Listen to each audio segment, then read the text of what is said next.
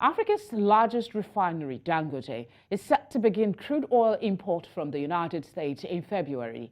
According to reports, Trafigura Group has brokered a deal to supply Dangote Refinery with 2 million barrels of WTI Midland crude, expected to be delivered by the end of next month, marking the first time the refinery will purchase non-Nigerian crude. Nigeria, whose economy heavily relies on petroleum exports, is particularly impacted by these transatlantic deliveries. While the refinery primarily sources domestic crude through a supply agreement with the trading arm of the state-owned NNPCL, it recently received its first shipment of Nigeria's Agbami crude, facilitated by a trading unit of Shell. Subsequent deliveries include Nigeria's Amenam, Bonny Light and CJ blend streams. However, this move is to begin crude oil import from the U.S. signals a response to the changing oil industry, where the United States is gradually becoming a major player in the global supply chain. To take a look at this, I'm joined by energy analyst and consultant Sheun Daniel. Thank you very much, Sheun, for giving us your time. How significant is Dangote Refinery's decision to import U.S. crude, considering its initial reliance on Nigerian crude? Hi, good evening. It's a pleasure to be here. So first and foremost, the Dangote Group hasn't given specific comments on why that is, but we can tell, from within the industry, we know very well that the Dangote Refinery has the capacity to refine all kinds of crude, including, Nigerian crude, US crude, the WTI light, the Arabian crude, all kinds of specifications. So I want to believe that from the information that we have, 2 million barrels is very, very little, in terms of what needs to be, what they plan to import. So from all indications, it just seems like this importation is still part of the test run that they are conducting within the refinery, to ensure that they test all the specifications of crude oil and, of course, also establish supply lines. For 100%, I believe that it makes more economic sense to source locally. What factors might have influenced Dangote's decision to purchase U.S. crude for the first time?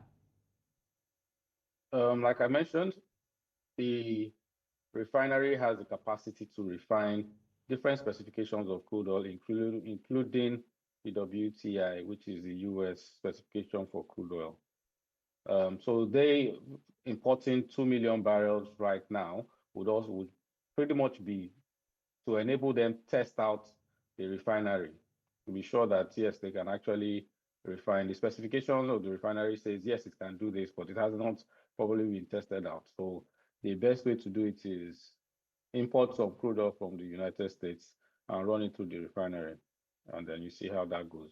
What potential challenges, or should I say opportunities, does this move present for Dangote Refinery and the Nigerian oil industry as a whole? Well, the challenge will be if, for instance, because the WTI is slightly less expensive, but of course, it's still there will be costs on logistics, so it will not make any economic sense. But if, for any reason, there are issues with, supplies within Nigeria, for the Dangote Refinery, it is, them establishing another supply chain, a line of supply for their products. So, which is a good thing for them. However, I don't think that the WTI is in any competition with Nigerian crude oil, but Nigerian crude oil is, one of the best crude oil specifications across the world because of its low sulfur content. Only thing would be if, for instance, Nigeria, the security challenges get so high, or pipeline vandalism, and they are not able to get any crude oil from Nigeria market, then they know that they can rely on the US market. Considering the increasing competition in the global oil market, how does Dangote Refinery's decision to diversify its crude sources reflect broader shifts in energy geopolitics?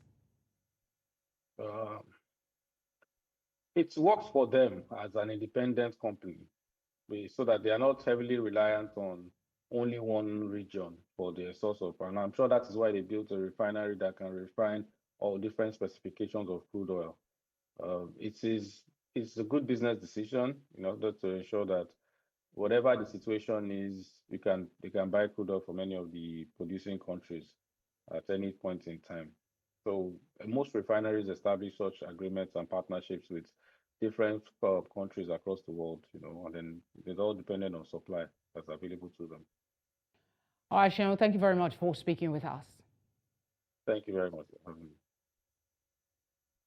Minister of the Federal Capital Territory, Nyesom Wike, has assured residents that there is no going back for the May 29th commissioning date of the Abuja Metro Line project.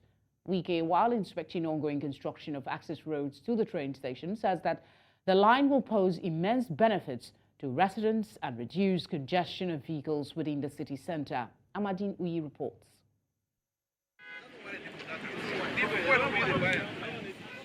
It was an inspection tour of the access roads connecting train stations along the Abuja Metro line. The Minister of the FCT, Nyesom Wike, received updates from the contractors and the engineers on site. This bridge is about 300 meters. Yes, we pass and then cross the road.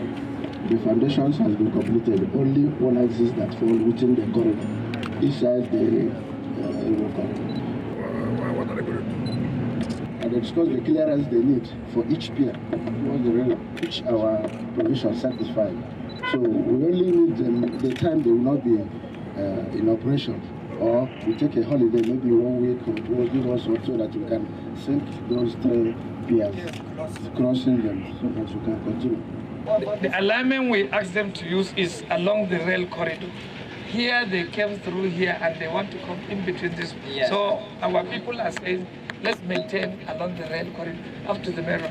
And that is the position we have stood by. He says that while construction is ongoing at the site, the FCT administration is committed to constructing quality access roads to ease citizens using the line. If you do not create access roads for the communities who will be using this metro line in the various stations, then the aim is defeated.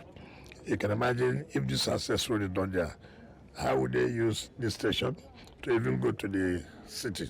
He also adds that there is no going back on the May commissioning date, saying the metro line will pose immense benefits to citizens. We want to fulfill the promise we have made to Mr. President and the residents of Abuja that God willing, everything be the equal, we will use the metro line.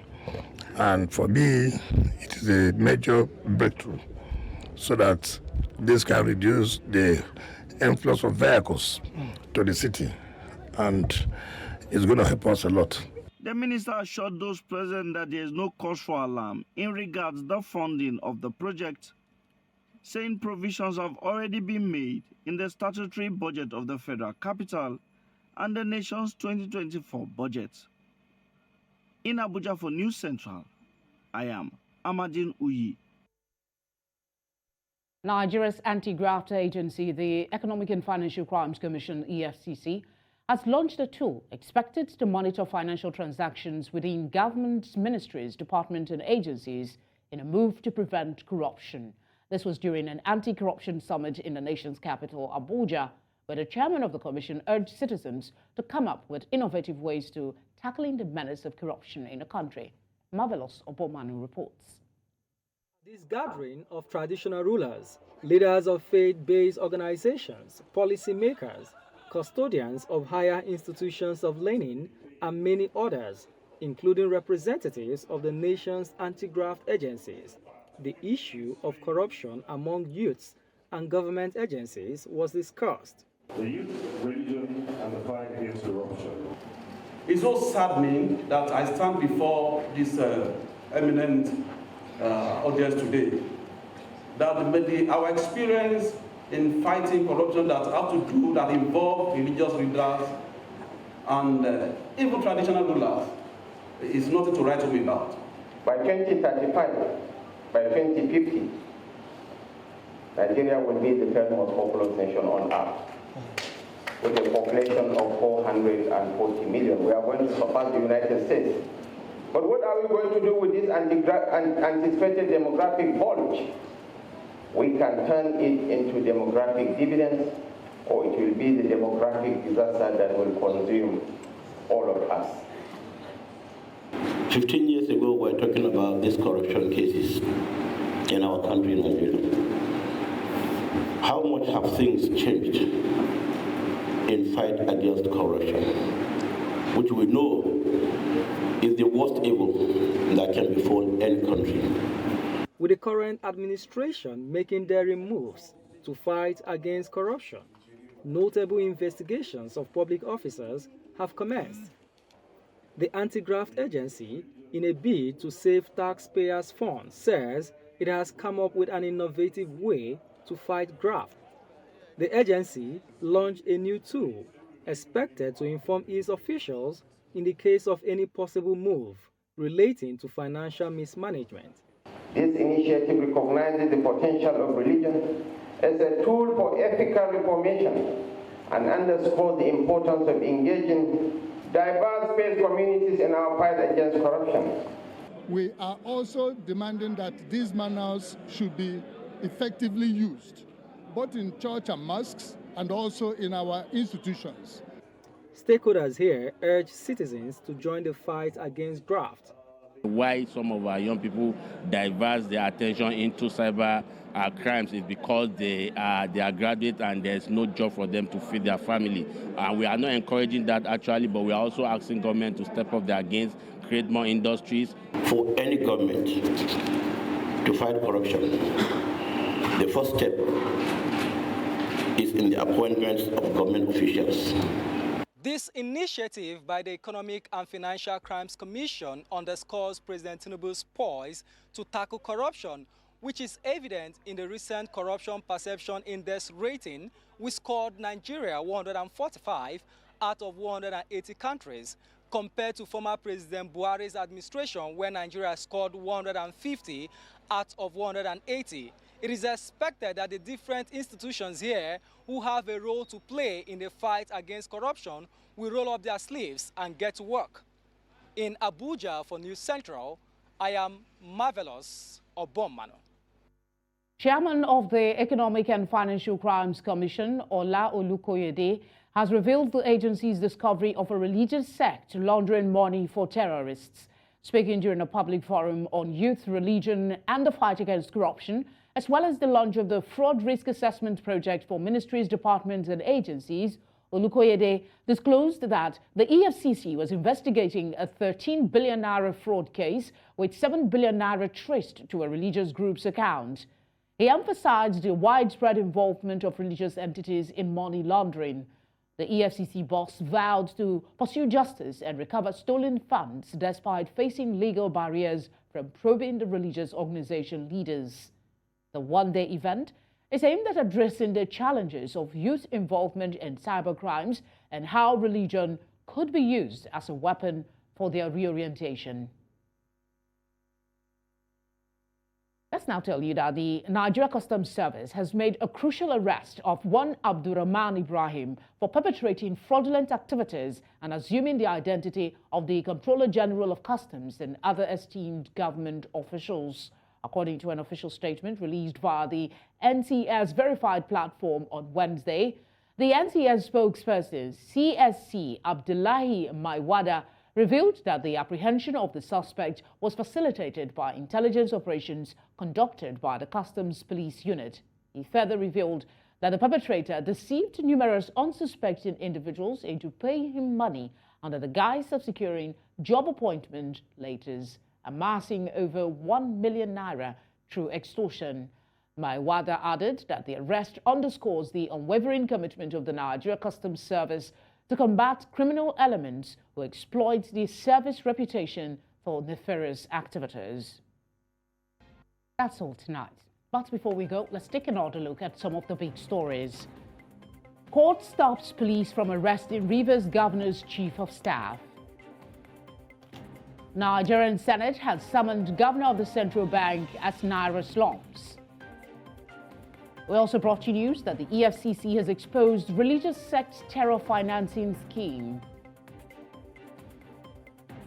Would like to hear from you. Please send your eyewitness report to the number on the screen. You can follow us on social media. That's at News Central TV. You can watch live on DSTV channel 422, Star Times Channel 274, Apple TV, and on YouTube.